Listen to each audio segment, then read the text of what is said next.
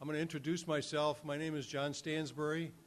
A little bit about my own background. I was a practicing lawyer in California, Northern California, for 28 years. And I stopped doing that in 1998, and I ended up working for the IHSS Public Authority in Marin.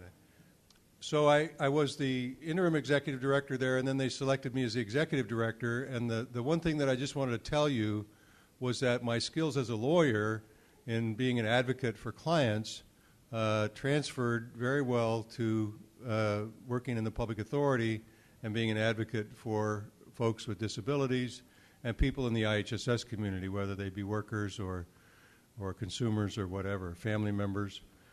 And I'm not doing that anymore, but I really sort of found my calling in life to be involved in the IHSS program. I deeply believe in it.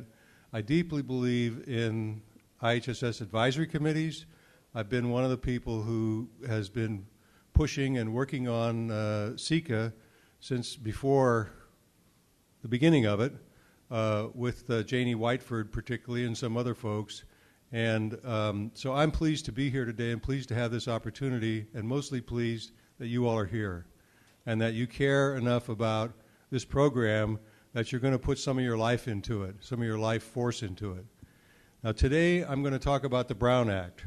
And I already have one question. I don't think the actual gentleman's here.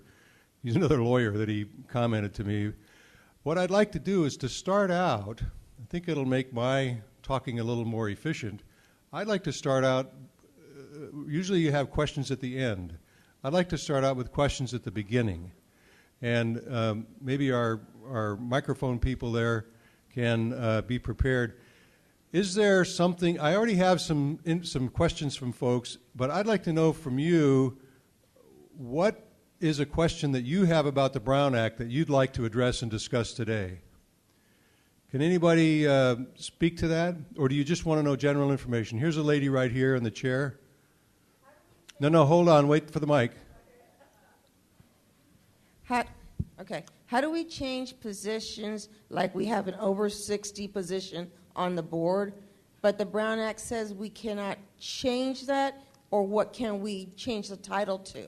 Because we're trying to do our bylaws again, but we're trying to keep it within the Brown Act. Okay, I will address that. I'm not going to answer it right now. I just wanted to have them so that I will talk about them as we go along. Anybody else? Questions about the Brown Act? Here's a lady right here. Are there any organizations that are not covered by the Brown Act? Okay, good. I can answer that one quickly. Every legislative body in the state of California, except the state legislature, is covered by the Brown Act. And IHSS advisory committees are legislative bodies. So nonprofits are not. No, they have to be established legislative bodies.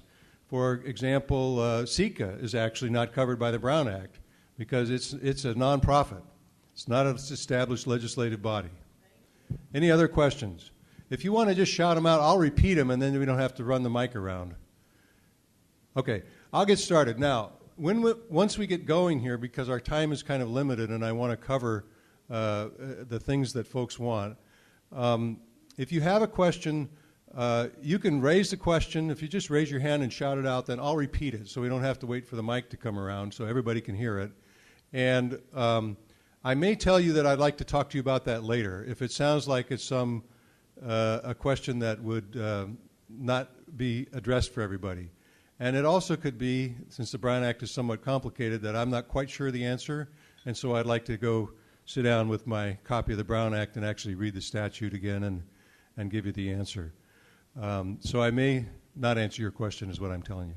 Okay, here we go. So the title of this, the opening slide is The People's Business, the Ralph M. Brown Act. Now, that says that one of the purposes of the Brown Act is to make the people's business in the state of California transparent to everybody, so that the people's business is not done behind closed doors and in secrecy. That's the fundamental point of the Brown Act. Here, my next slide says purpose and intent. to give the citizens of California access to government agencies and prohibit government decisions from being made in secret. And next is to require that the actions and deliberations of the governing boards of local public agencies shall be taken openly and in public. So that's the fundamental point of the Brown Act. No secrets.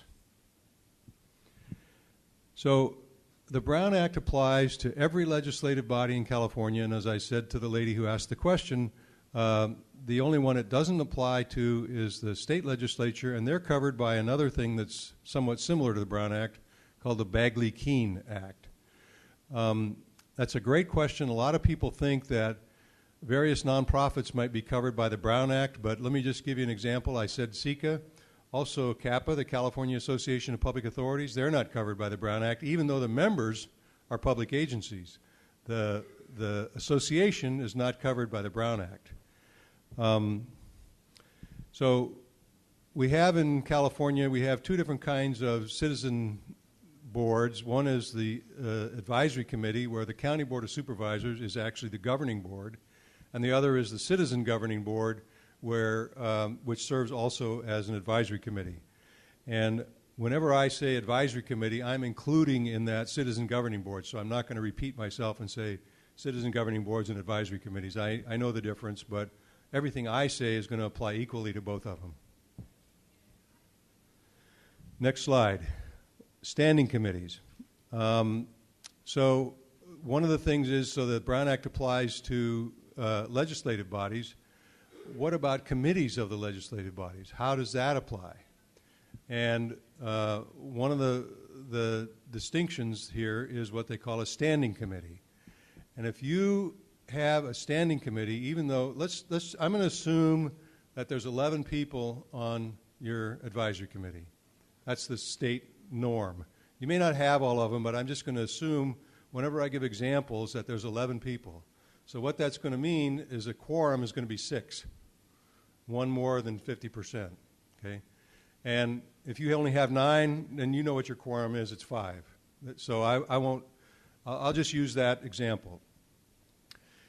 Even if you have a standing committee that has only 3 people on it, it will still be subject to the Brown Act. And the reason is that it may have what we call a fixed meeting schedule. Maybe you have a finance committee. Let's just take that.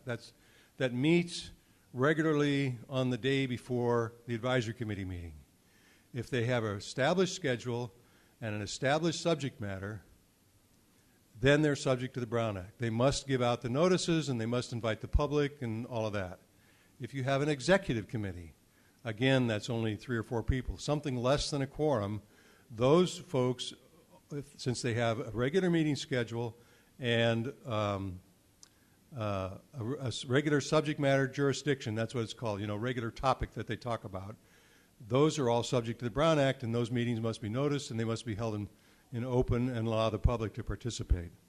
Standing committees, that's what I just talked about. Okay, what's an exception to the standing committee rule?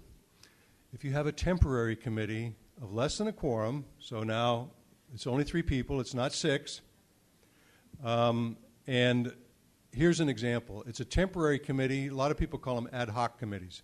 The word ad hoc is not really in the